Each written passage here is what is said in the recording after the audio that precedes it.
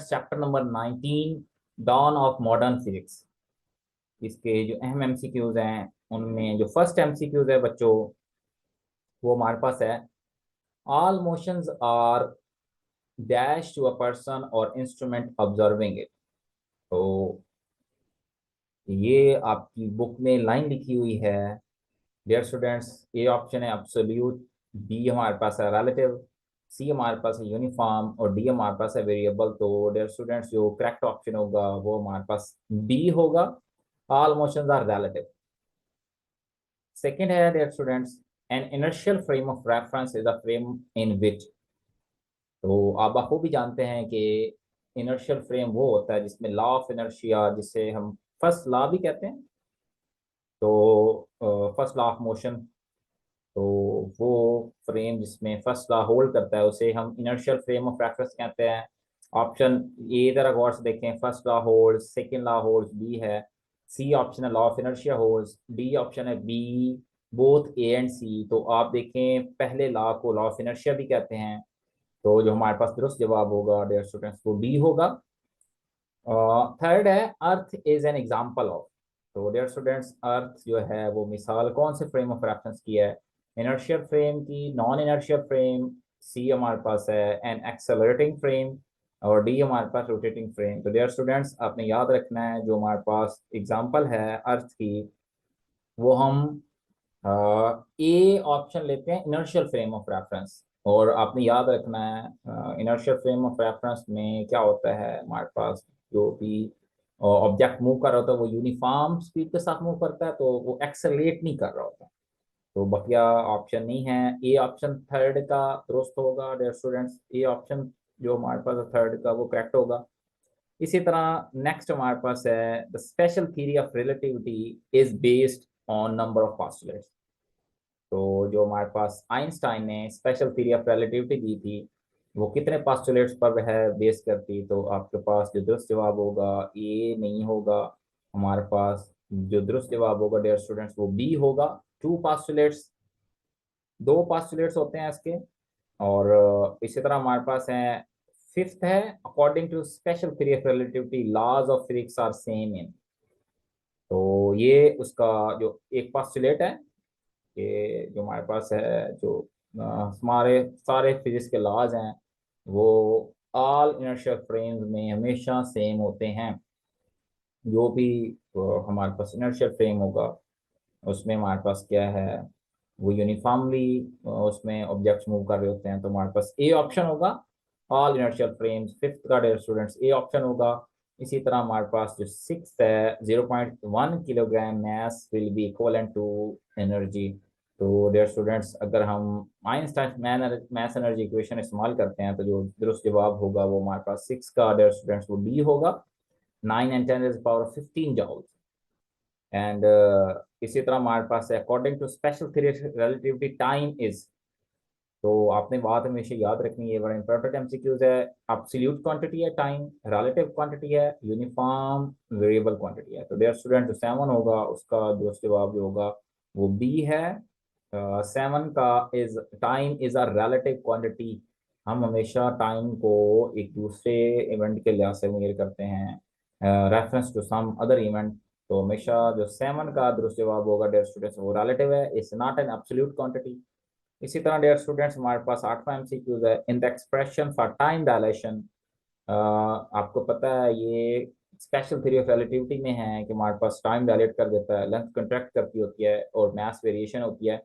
तो ये एक्सप्रेशन है, उसमें हमारे पास जो डिनोमिनेटर है quantity √1 - v² / c² is always. तो आपने एक बात हमेशा याद रखनी है, जो दुरुस्त जवाब होगा A greater than one, less than one, equal to one, equal to zero. तो जो एट का दुरुस्त जवाब होगा डियर स्टूडेंट्स वो हमारे पास बी होगा, it is always less than one. इसी तरह नेक्स्ट है dear students in the expression for length contraction. ये भी स्पेशल थ्योरी ऑफ रिलेटिविटी का एक रिजल्ट है जिसमें हमारे पास लेंथ कंट्रैक्ट कर जाती है जब भी कोई ऑब्जेक्ट बड़ी हाई स्पीड पे जा रहा हो, जैसे स्पीड ऑफ लाइट है। तो लेंथ कंट्रैक्शन में जो रिलेशन है उसमें L0 इज कॉल्ड एज। ये बोर्ड में एमसीक्यूज आ चुका है। तो डियर स्टूडेंट्स ए ऑप्शन है एब्सोल्यूट लेंथ कहलाती है, बी हमारे पास है वेरिएबल लेंथ, सी प्रॉपर लेंथ। तो डियर स्टूडेंट्स डी हमारे पास इम्प्रॉपर है। 9 का डियर स्टूडेंट्स जो जो जवाब होगा वो सी होगा, it's called proper length. Similarly जो 10 MCQs है वो हमारे पास है, according to special theory of relativity mass of an object is. तो ये according to special theory of relativity हमारे पास जो मास है वो कौन सी क्वांटिटी एब्सोल्यूट है, रिलेटिव है, यूनिफॉर्म, वेरिएबल क्वांटिटी। तो डियर स्टूडेंट्स 10 का जो दोस्त जवाब होगा वो डी होगा, वेरिएबल क्वांटिटी है। ये मास वेरी कर जाता है, मास वेरिएशन है बेसिकली। जो हमारे पास है like time dilation, length contraction, mass variation. तो मास हमारा सेम नहीं रहता। 10 का जो डी जवाब होगा ये दुरुस्त ऑप्शन है 10D। सिमिलरली ये एक बुक की इंफॉर्मेशन है, the orbital speed of earth is 11 का जो दोस्त जवाब होगा डियर स्टूडेंट वो 30 किलोमीटर पर सेकेंड है, 11 30 किलोमीटर पर सेकेंड। एंड नेक्स्ट है 12 जो हमारे पास है, ये the length contraction happens only. तो ये कब पॉसिबल होती है, लेंथ कंट्रैक्ट कर जाती है ऑब्जेक्ट्स की, शॉर्टनड हो जाती है। तो dear students along the direction, perpendicular to the direction, opposite to the direction. तो जो ऑप्शन दुरुस्त होगा डियर स्टूडेंट्स वो हमारे पास ए होगा। जब हम लेंथ जो कंट्रैक्शन है वो कब ऑब्जर्व कर सकते हैं, जब मोशन हो अलोंग द डायरेक्शन, कोई भी ऑब्जेक्ट मूव करे और उसी की डायरेक्शन के लॉन्ग हम देख रहे हो, तो हमें महसूस होता है जब वो बहुत ज़्यादा स्पीड के ऊपर मूव कर रहा होता है तो उसकी लेंथ जो है हमें वो कंट्रैक्ट कम होती दिखाई देती है, होती है रियल में भी। तो 12 का डेयर स्टूडेंट्स ए होगा along the direction.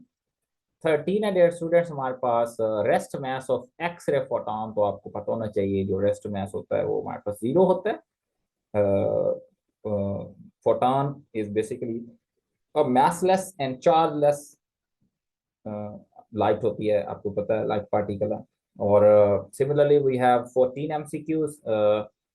We have a rod of length L naught is stationary, is in stationary frame, is accelerated at speed of light, its length measured perpendicular to its direction। तो जैसा कि dear students ऊपर 12 MCQs में है कि हम जो length contraction है वो कब ऑब्जर्व करते हैं, जब हमारे पास along द डायरेक्शन हो मोशन। तो एग्जाम बिठा लें यहाँ पे, अब क्योंकि परपेंडिकुलर है तो there will be no contraction in length observed. तो जो ऑप्शन इसका करेक्ट होगा डियर स्टूडेंट्स वो हमारे पास सी रहेगा, जो पहले वाली है वही रहेगी।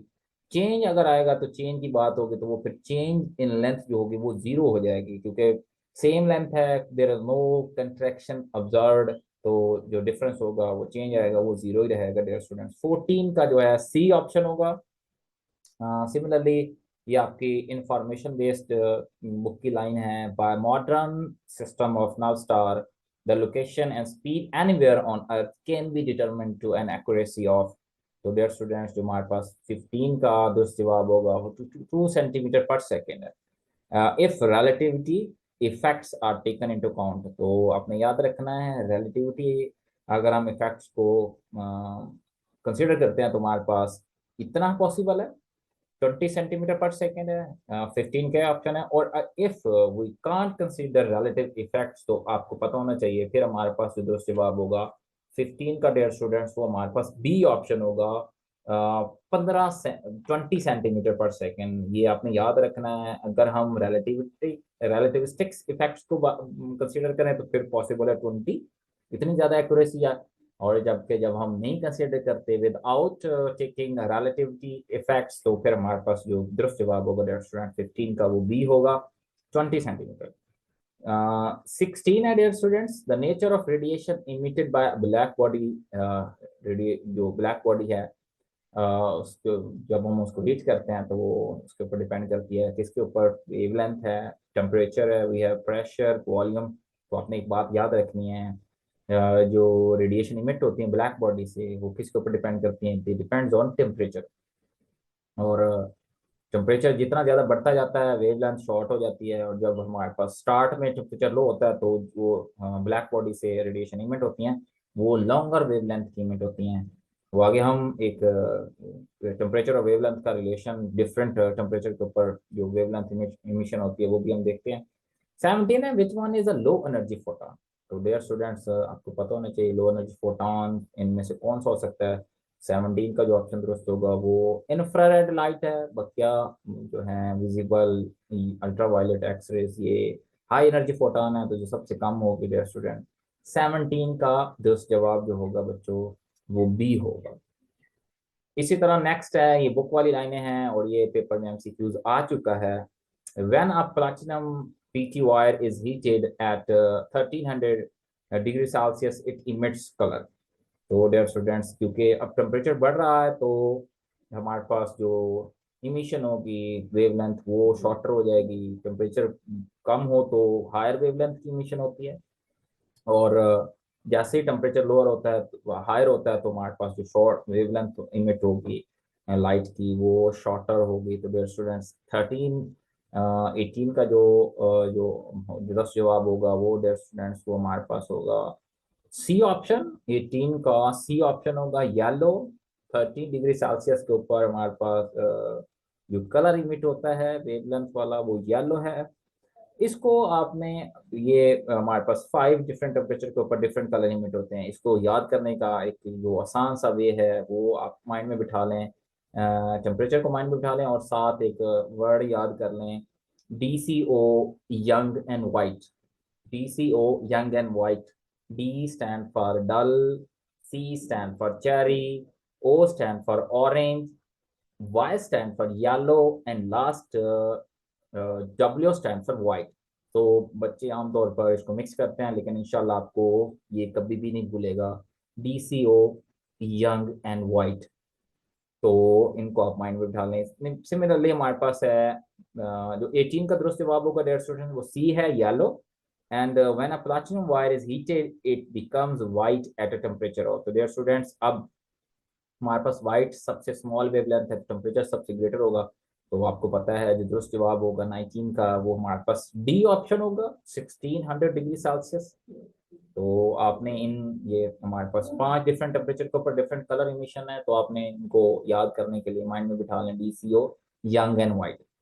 सिमिलरली ये एक बड़ी इंपॉर्टेंट एमसीक्यूज है 20 है dear students. A black body is both an ideal absorber and ideal dear students ideal radiator होगा। मतलब क्या है, जो ब्लैक कलर होता है डियर स्टूडेंट्स वो आपको पता है वो लाइट को जो सन रेज होती हैं वो उनको अब्जॉर्ब भी जल्दी करता है और उनको उनका इखराज भी जल्दी से कर देता है। तो ए ऑप्शन हमारे पास नहीं होगा, कंडक्टर है, इंसुलेटर है, रेडिएटर, रिफ्लेक्टर।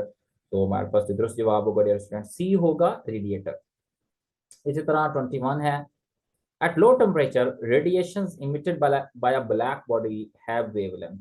तो अभी एक हम बात सीख रहे थे कि जैसे हमारे पास टेम्परेचर लो होता है तो वेवलेंथ हायर होती है, लॉन्गर होती है, और जबकि हमारे पास टेम्परेचर जब हाई होगा तो जो वेवलेंथ वो शॉर्टर हो जाती है। तो जो दोस्त जवाब होगा 21 का डियर स्टूडेंट्स वो बी होगा longer wavelength. Temperature low wavelength longer होगी, उसकी जो वैल्यू होगी वो ग्रेटर होगी। इसी तरह हमारे पास 22nd है dear students, radiation emitted by a black by a human body at normal temperature 37 degree Celsius lies है।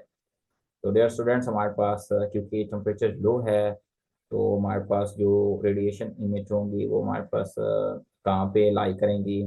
22nd का डियर स्टूडेंट बी होगा IR रीजन हमारे पास है डियर स्टूडेंट्स। जो हमारे पास दुरुस्त जवाब होगा 22 का वो हमारे पास बी होगा infrared reason. Similarly the value of veins constant, ये एमसीक्यू डियर स्टूडेंट्स आ चुका है। वेन्स कांस्टेंट की जो दुरुस्त वैल्यू होगी इसमें से कौन सा ऑप्शन होगा डियर स्टूडेंट्स। सो 23 हमारे पास जो दुरुस्त जवाब होगा dear students 2.9 and 10 raised for -3 metre kelvin. ये ऑप्शन दुरुस्त जवाब होगा, बाकी तीनों ऑप्शन रॉन्ग है डियर स्टूडेंट्स। तो ये आपने ये इंफॉर्मेशन बेस्ड है, इनको आपने मेमोराइज कर लेना। लाइक हमारे पास रेंज कांस्टेंट है, we have Planck's constant, we have general gas constant. तो ये डिफरेंट हमारे पास वैल्यूज होती हैं कांस्टेंट्स की, ये भी एमसीक्यू पूछा जा सकता है। इसी तरह हमारे पास नेक्स्ट है ये, if the temperature of black body is double then energy radiated per second per unit area becomes. तो आपको पता होना चाहिए वो हमारे पास लॉ है basically, E is directly proportional to temperature की पावर 4 टाइम्स। तो अगर टेम्परेचर हमारे पास क्या है डियर स्टूडेंट्स, वो कहता है कि टेम्परेचर डबल हो गया, तो जब डबल का हम 4 टाइम पावर लेते हैं तो आपको पता होना चाहिए वो 16 टाइम्स हो जाता है। तो 24 का डियर स्टूडेंट्स बी होगा, 24 का डियर स्टूडेंट्स बी ऑप्शन होगा 16 टाइम्स, बाकी ऑप्शन रॉन्ग है। और इसी ला से जो हमारे पास है the value of Stefan Boltzmann constant, तो हमारे पास डियर स्टूडेंट्स जो वैल्यू हमारे पास जो आएगी 25 की, वो ए ऑप्शन होगा 5.67 एंड 10 रेज पावर -8, वो हमारे पास है वॉट पर मीटर स्क्वायर पर K raise to power -4, raise power 4। So dear students ये हमारे पास 25 का ए ऑप्शन दोस्तों होगा। इन वैल्यूज को आपने मेमोराइज कर लेना है, ये जो हमारे पास कॉन्स्टेंट्स की वैल्यू है। सिमिलरली 26 एमसीक्यूज है, who propose the idea of quanta. तो डियर स्टूडेंट्स ये बड़ा इंपॉर्टेंट एमसीक्यूज है कि जो हमारे पास क्वांटा था, और फिर इस बेस के ऊपर नोबेल प्राइज भी दिया गया जिसने ये आइडिया दिया था 26 का। तो डियर स्टूडेंट्स ये 26 का बी ऑप्शन होगा, ए नहीं होगा, आइंस्टाइन नहीं होगा, सी भी नहीं होगा कॉम्पटन, एंड डी न्यूटन नहीं होगा, बी ऑप्शन दुरुस्त होगा। मैक्स प्लैंक ने ये आइडिया दिया था क्वांटा का, और फिर इसको नोबेल प्राइज 1918 में नोबेल प्राइज भी दिया गया था। ये एमसीक्यू भी है, पेपर में आ चुका है कि जब कब on the basis of idea given by Planck's quanta when he received a Nobel Prize। तो आपने ये भी मेमोराइज कर लेना है कि 1918 में इसको नोबेल प्राइज मिला। Similarly, who explained photoelectric effect and received Nobel Prize in 1921? तो dear students, photoelectric effect को जिसने एक्सप्लेन किया था वो आइंस्टाइन था, और आइंस्टाइन ने आपने याद रखना फोटॉन का कंसेप्ट दिया था। क्वांटा के बाद जो है ना photon light, basically light packets, इसने फर्दर मैक्स प्लांक के कंसेप्ट को जो है ना फर्दर एक्सप्लेन किया, और इसने फोटॉन का कंसेप्ट दिया। और लेकिन इसको जो नोबेल प्राइज मिला वो basically for the explanation of photoelectric effect ये दिया गया था। और कब दिया गया था? 1921। ये आपने इन डेट्स को भी माइंड में रखना है। 27 का डियर स्टूडेंट्स हमारे पास ए ऑप्शन है, आइंस्टाइन। तो सिमिलरली हमारे पास 28 है, व्हेन काइनेटिक एनर्जी जो हमारे मैक्सिमम ऑफ फोटो इलेक्ट्रॉन है 0, the frequency F is equals to minimum frequency F not is called as. तो डियर स्टूडेंट्स एक जो हमारे पास है कम से कम फ्रीक्वेंसी की वैल्यू जिससे नीचे हमारे पास जो फोटो इफेक्ट होता है, जो इलेक्ट्रॉन की इमिशन होती है वो पॉसिबल नहीं होती। तो आपने याद रखना है उस फ्रीक्वेंसी का क्या नाम है, that is basically called as. A option हमारे पास है क्रिटिकल फ्रीक्वेंसी है, बी ऑप्शन हमारे पास है threshold frequency, and C option है मिनिमम फ्रीक्वेंसी। डियर स्टूडेंट्स जो दुरुस्त जवाब होगा वो हमारे पास बी का, सॉरी 28 का बी ऑप्शन होगा, थ्रेशोल्ड फ्रीक्वेंसी। और ये आपने याद रखना है, it varies metal to metal, हर मेटल के लिए इसकी वैल्यू डिफरेंट होती है, ये अपने माइंड में बिठाना है। तो it basically depends on nature of metal, और किसी फैक्टर के ऊपर डिपेंड नहीं करती। सो 28 का डियर स्टूडेंट्स बी ऑप्शन होगा, थ्रेशोल्ड फ्रीक्वेंसी, मिनिमम फ्रीक्वेंसी जिसके नीचे there is no emission of photo electrons, जो हमारे पास फोटो इफेक्ट में इलेक्ट्रॉन्स की इमिशन होती है। Similarly, 29 है dear students, the maximum kinetic energy of emitted photoelectrons depends on। तो dear students जो हमारे पास जो एनर्जी होती है मैक्सिमम जो फोटोइलेक्ट्रिक इफेक्ट में इलेक्ट्रॉन इमिट होते हैं उनकी, वो किसके ऊपर डिपेंड करती है। तो ये आपने टॉपिक में ये चीज बाहर क्लियरली देखी है कि वो किसके ऊपर डिपेंड करती है। That basically depends on, B option है फ्रीक्वेंसी ऑफ इंसिडेंट लाइट। एक बात आपने ध्यान में रखनी है कि जो एनर्जी होती है वो फ्रिक्वेंसी के साथ उसका लिंक होता है, और जबकि जो हमारे पास इंटेंसिटी होती है उसका जो है नंबर ऑफ फोटॉन के साथ लिंक होता है। तो जितने ज़्यादा कोई चीज़ हाई एनर्जी है उसका मतलब उसकी फ्रिक्वेंसी ज़्यादा है, E is equal to H F formula है हमारे पास। और कोई लाइट ब्राइटर है तो उसमें इसका मतलब है उसकी इंटेंसिटी ज़्यादा है, it's more intense, mean it has large number of जो हमारे पास फोटॉन्स हैं। फ्रीक्वेंसी का उसको सब कोई ताल्लुक नहीं है। तो डियर स्टूडेंट्स जो दुरुस्त जवाब होगा 29 का वो बी ऑप्शन होगा, frequency of incident light. Similarly, 30 dear students, the stopic potential for a certain metal is 10 volts, the value of work function is। तो ये आपने फेमस जो है हमारे पास है फोटो इलेक्ट्रिक इफेक्ट की जो इक्वेशन है given by Einstein, H F -5 बराबर है हाफ mv स्क्वायर है, बेसिकली जो kinetic energy of photoelectron maximum होती है वहां से आया है। तो हमारे पास जो है स्टॉपिंग पोटेंशियल फाई जो है हमारे पास वो 10 वोल्ट है, और वर्क फंक्शन हम आसानी वी नॉट की वैल्यू जो हमारे पास स्टॉपिंग पोटेंशियल वो 10 है, और वर्क फंक्शन हमने फाई निकालना है, तो वो हम उस इक्वेशन से आसानी से निकाल सकते हैं। तो डेयर स्टूडेंट जो जवाब होगा करेक्ट वो हमारे पास है सी 30 का, dear student 1.6 and 10 it is power -18। सी का 30 का जो ऑप्शन दुरुस्त होगा वो डेयर स्टूडेंट सी होगा। ये आप निकाल भी सकते हैं आइंस्टाइन फोटो इलेक्ट्रिक इक्वेशन से। तो सिमिलरली जब हम आगे देखते हैं डेयर स्टूडेंट्स, तो हमारे पास जो 31 है वो हमारे पास है the phenomena in which the scattered photon has greater wavelength than the incident photon is called. तो डियर स्टूडेंट्स ये आपको पता है फोटो इलेक्ट्रिक इफेक्ट नहीं है ऑप्शन बी, हमारे पास ऑप्शन है कॉम्पटन इफेक्ट। सो ये दुरुस्त जवाब जो होगा 31 का डियर स्टूडेंट वो बी होगा। It is called as Compton effect, जिसमें हमारे पास क्या होता है जो स्कैटर्ड फोटोन होता है उसकी जो वेवलेंथ होती है वो ग्रेटर होती है देन इंसिडेंट फोटोन से। इसी तरह हम जब फर्दर मूव करते हैं तो हमारे पास डियर स्टूडेंट्स ये है the value of Compton wavelength is, ये आपने फार्मूला याद रखना है। ये जो हमारे पास एच ओवर प्लांक्स कांस्टेंट है और M not C, M not is rest mass and C is speed of light. तो ये आपने याद रखना है, और इसकी आपने जो डायमेंशन है वो भी याद रखनी है वेवलेंथ, और वो यूनिट आपको पता है मीटर होता है। तो जो इसकी वैल्यू डेयर स्टूडेंट बनेगी वो हमारे पास जो करेक्ट ऑप्शन होगा वो हमारे पास 32 का डेयर स्टूडेंट्स वो हमारे पास बी होगा। जैसा आपने इनमें वैल्यूज पुट करके निकाल सकते हैं, या वैसे इसको आप जो ना बुक में गिवन है तो आप इसको वैसे मेमोराइज कर लें, लेकिन ये आपने याद रखना है क्योंकि पे बोर्ड में एमसीक्यू आ चुका है। और ये साथ वो फार्मूला जो हमारे पास है ये पूरा जो है एक फार्मूला है, इसमें उसने इसकी वो जो डायमेंशन है या उसका यूनिट पूछा है तो it has a dimension of length, और यूनिट जो होगा वो मीटर होगा। तो ये आपने माइंड में रखना है। इसी तरह जब हम 33 एमसीक्यूज की तरफ मूव करते हैं तो डियर स्टूडेंट्स हमारे पास वो ये कहता है कि बेसिकली ये कॉम्पटन ने एक फार्मूला दिया था, वो गिवन है कॉम्पटन शिफ्ट के नाम से इसे कहते हैं। Delta lambda is equals to h over m not c into 1 minus cos theta becomes equals to Compton wavelength at an angle of. तो डियर स्टूडेंट्स ये जो हमारे पास है कॉम्पटन शिफ्ट डेल्टा लैम्डा वो कब एच ओवर एम नॉट सी के बराबर रह जाएगा, क्योंकि एच ओवर एम नॉट सी को कॉम्पटन वेवलेंथ कहते हैं और इस पूरे फार्मूले को कॉम्पटन शिफ्ट कहते हैं। तो कब पॉसिबल है जब हमारे पास ये वाला सारा फैक्टर क्या हो जाए जीरो हो जाए। तो आपको पता होना चाहिए वो किस एंगल के ऊपर जीरो हो सकता है, वो डियर स्टूडेंट्स जीरो के ऊपर तो कभी पॉसिबल नहीं है। क्योंकि आपको पता है cos 0 1 के बराबर होता है, तो ये तो 1 माइनस 1 जीरो हो जाएगा, ये सारा फैक्टर जीरो हो जाएगा, तो कॉम्पलेक्स शिफ्ट जीरो के बराबर आ जाएगी। तो हमने क्या करना है, हमने लेफ्ट साइड को राइट साइड के बराबर करना है। ये जो एंगल वाला फैक्टर है इसको हम क्या करते हैं इसको जीरो करके। तो डेयर स्टूडेंट 90 cos 90 जीरो के बराबर होता है, तो आपको पता है ये वाला फैक्टर अब जीरो हो जाएगा, तो ये सिर्फ बचेगा। और ये देखें इधर कॉम्प्लेक्स शिफ्ट है और इधर कॉम्प्लेक्स वेवलेंथ है, तो ये दोनों क्या बन जाते हैं इक्वल। तो जो दुरुस्त जवाब होगा डेयर स्टूडेंट 33 का वो बी ऑप्शन होगा 90 डिग्री।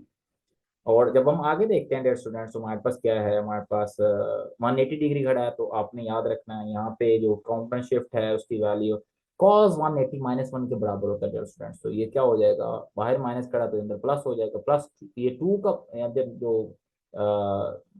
दो सर्कल में फैक्टर आएगा टू हो जाएगा। तो हमारे पास एक और एमसीक्यू है कि कॉम्पोनेंट शिफ्ट किस एंगल के ऊपर मैक्सिमम होती है। तो डियर स्टूडेंट्स जो एंगल होगा वो 180 डिग्री होगा, ये आपने माइंड में रख लेना है। एक और एमसीक्यू है डियर स्टूडेंट, तो ये हमारे पास क्या होगा, ये जो हमारे पास है कॉम्पोनेंट शिफ्ट वो मैक्सिमम किसके ऊपर होती है, वो हमारे पास 180 डिग्री के ऊपर होती है। और हाफ किसके ऊपर हो जाएगी वो डियर स्टूडेंट वो 60 डिग्री के ऊपर हाफ हो। डबल कहाँ पे होगी 180 पे, हाफ 60 के ऊपर होगी। सो नेक्स्ट हमारे पास है डियर स्टूडेंट्स 34 है the phenomena in which corpuscular nature of photon light is confirmed is called as। तो डियर स्टूडेंट्स यहाँ पे हमारे पास 4 ऑप्शंस हैं कि जिसमें हमारे पास पार्टिकल नेचर बेसिकली कंफर्म होती है, वो कौन सा फिनोमेना है। तो डियर स्टूडेंट्स ए हमारे पास इंटरफेरेंस ऑफ लाइट है, इसमें तो आपको पता है वेव नेचर है। फोटोइलेक्ट्रिक इफेक्ट ये वो ऑप्शन है। बाकी रिफ्लेक्शन रिफ्रैक्शन तो आपको पता है, इसमें वेव नेचर कंफर्म होती है। तरह ये हमारे पास है फोटो सेल में से एक एमसीक्यू है, बड़ा इंपॉर्टेंट है, आपको पता होना चाहिए। फोटो सेल का वर्किंग प्रिंसिपल फोटोइलेक्ट्रिक इफेक्ट के ऊपर बेस करता है। और द कैथोड मटेरियल सोडियम और पोटेशियम इमिट्स इलेक्ट्रॉन्स फॉर। तो डियर स्टूडेंट्स, हमारे पास ये आपने याद रखना है, जो हमारे पास कैथोड मटेरियल पोटेशियम या सोडियम है, वो हमारे पास जो इलेक्ट्रॉन इमिट करते हैं वो फॉर विजिबल लाइट 36 का बी ऑप्शन होगा उसमें। सिमिलरली जो नेक्स्ट है 37 एमसीक्यूज है। Pair production is a phenomena in which a heavy energy photon such as interacts with the matter in such a way that an electron positron pair is created. Dear students, ये आपने याद रखना, pair production के लिए हमारे पास जो हम फोटॉन हाई एनर्जी फोटॉन इस्तेमाल करते हैं वो कौन सा होता है, वो बेसिकली आपको पता होना चाहिए। पेयर प्रोडक्शन के लिए हमें सबसे हैवी फोटॉन जो है, जिसकी एनर्जी सबसे ज्यादा हो, वो चाहिए होती है। तो डियर स्टूडेंट, जो दुरुस्त जवाब होगा 37 का वो बी होगा, gamma ray basically Bakiya existence of positron in 1928 was predicted by। तो dear students 1928 ये डेटा आपने याद रखनी है। और इसी तरह 38 में हमारे पास जो दुरुस्त जवाब होगा वो बी ऑप्शन होगा। डेराक ने सबसे पहले इसको प्रिडिक्ट किया था कि yes there is an anti matter, there is an opposite particle of electron. तो डियर स्टूडेंट्स वो that is Dirac, B option है। डेराक ने हमारे पास इसको प्रिडिक्ट किया था। 38 का बी ऑप्शन है डेराक। Similarly, हमारे पास है dear students, the creation of two equal and opposite charge particles is essential for conservation of। तो आपने याद रखना है, जब भी पेयर प्रोडक्शन का फिनोमेना होता है तो हमारे पास लॉ ऑफ कंजर्वेशन ऑफ जो मोमेंटम है चार्ज है, ये बेसिक लॉ जो कंजर्वेशन के वो हमेशा फुलफिल हो रहे होते हैं। तो यहाँ पे जो दुरुस्त जवाब होगा वो, क्योंकि ये दो इक्वल एंड अपोजिट चार्जेस हैं, तो ओवरऑल हमारे पास क्या होगा, इफेक्ट नहीं होगा बेसिकली। तो जो दुरुस्त जवाब होगा डियर स्टूडेंट्स वो डी ऑप्शन होगा। 39 का डी ऑप्शन है dear students, charge for the conservation of charge. ये एमसीक्यू पेपर में आ चुका है। सिमिलरली 40 एमसीक्यू है dear students, the de Broglie relation wave, जो हमारे पास वेवलेंथ का है, इज गिवन बाय। तो डियर स्टूडेंट्स आपको पता होना चाहिए एच ओवर एम वी है, जो दुरुस्त जवाब होगा। A B and D are wrong option, so हमारे पास दुरुस्त जवाब होगा एच ओवर एम। एंड जब हम आगे मजीद मूव करते हैं, डेढ़ स्टूडेंट आ चुका है, the mass m of a moving object with speed 1.8 times the speed of light is. तो आपको पता होना चाहिए कि जब ऑब्जेक्ट, ये बेसिकली मास वेरिएशन की बात कर रहा है, स्पेशल थ्योरी ऑफ रिलेटिविटी में से ये एमसीक्यूज आ चुका है बोर्ड पेपर में। तो डेयर स्टूडेंट्स वो ये कहता है कि हमारे पास अगर फर्ज करें कोई ऑब्जेक्ट बहुत हाई स्पीड, कितनी स्पीड, स्पीड ऑफ लाइट से भी ज्यादा 1.8 टाइम्स से मूव कर रहा हो, तो आपको अभी हम स्टार्ट में डिस्कस कर चुके हैं कि मैथ्स वेरिएबल क्वांटिटी है according to special theory of relativity. तो मैथ्स तो क्या करेगा, वो वेरी कर जाएगा। तो वो कैसे वेरी करता है, वो हम जो हमारे पास रिलेशन है मैथ्स वेरिएशन वाला, वो अगर हम इस्तेमाल करते हैं तो हमारे पास जो जवाब होगा वो हमारे पास सी, जो करेक्ट ऑप्शन होगा डेयर स्टूडेंट 42 का सी ऑप्शन होगा। हमारे पास क्या है, m is equal to m naught by under root 1.v² over c square. तो यहाँ पे आप v स्क्वायर की जगह 1.8 सी पुट करेंगे तो आसानी से ये वैल्यू निकाली जा सकती है 1.67 m not. 43 dear students, electron cannot reside in nucleus, it can be proved by कि हमारे पास जो हमारे पास है ये इलेक्ट्रॉन अगर इसको रिजाइड करना है न्यूक्लियस में, लेकिन वो कर नहीं सकता, उसकी रीजन हमें किसने बताया कि बेसिकली वो हमारे पास है अनसर्टेनिटी प्रिंसिपल। कि जो हमारे पास the practical use of wave nature of electron is. तो डियर स्टूडेंट्स ये एमसीक्यू पेपर में आ चुका है। तो हमारे पास जो जवाब होगा वो हमारे electron microscope, photodiode, compound microscope. तो जो जवाब होगा ए 44 का डियर स्टूडेंट्स ए ऑप्शन होगा। दुरुस्त जवाब जो होगा वो हमारे पास ए होगा, इलेक्ट्रॉन माइक्रोस्कोप। और ये बुक की लाइन है आपकी, इसको आपने मेमोराइज करना है। 45 का dear students, a 3 dimensional image of remarkable quantity can be achieved using. तो डियर स्टूडेंट्स अगर आप 3D इमेज इस्तेमाल हासिल करना चाहते हैं जिसकी क्वालिटी बहुत अच्छी हो, तो हम कौन सा फिर माइक्रोस्कोप इस्तेमाल करते हैं जो एक एडवांस है, मोर एडवांस शेप है। सिंपल हमारे पास इलेक्ट्रॉन माइक्रोस्कोप की, तो वो हमारे पास है सेम है डियर स्टूडेंट्स। बकिया ऊपर कोई ऑप्शन नहीं है, सी ऑप्शन दुरुस्त होगा 45 का and that is scanning electron microscope SEM.